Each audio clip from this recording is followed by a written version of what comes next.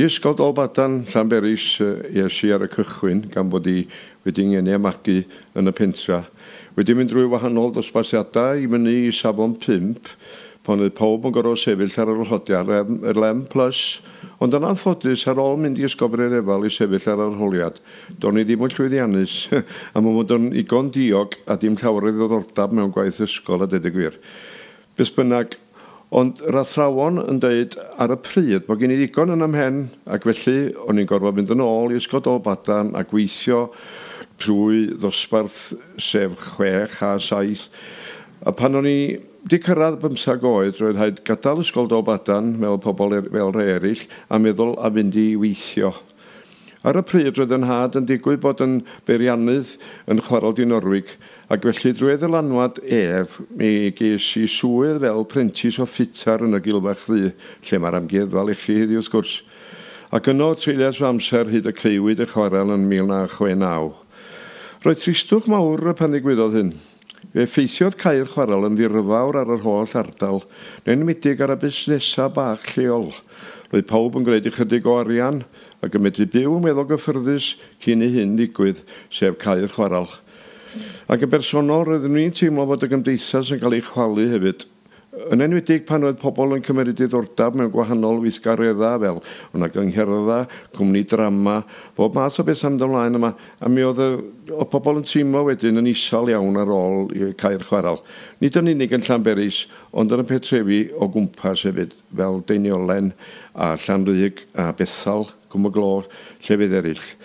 Fe ddaeth gobaith newydd i'r ardal dyd y gwir pan benderfynwyd agor gorsaf bwar Dinorwig a roedd llawer o waith i'r hogia o'r pentref a thu allan.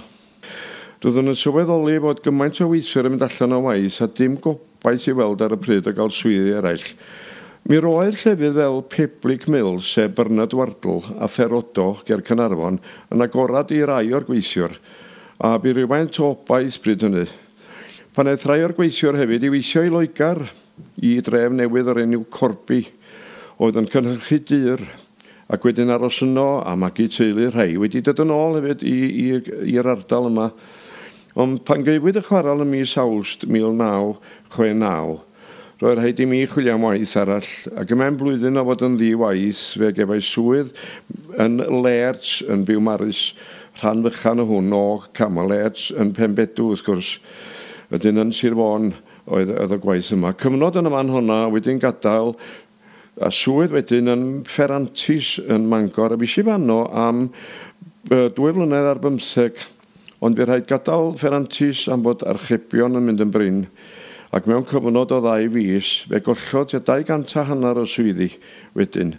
Yr hen stori mynd yn ddi-waith a chael swydd yn ôl yng Ngilfach Ddu, ond tro yma fel warden rhan amser yn yr amgueddfa lechi.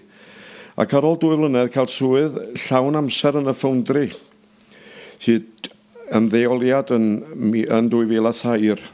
Erbyn heddiw, eistedd yn ôl ydw i, wneud a hel atgofion am yr hyn a fu, a meddwl am eiriau Ron Williams, Wen Fawr, i chwarel Dinorwig.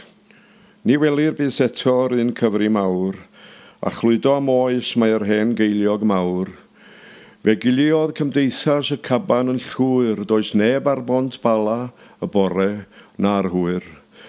Mae'r llwch ar y drafal yn llawar i hi, a'r hwd yn ei elfen ar draws Gilfach Ddu.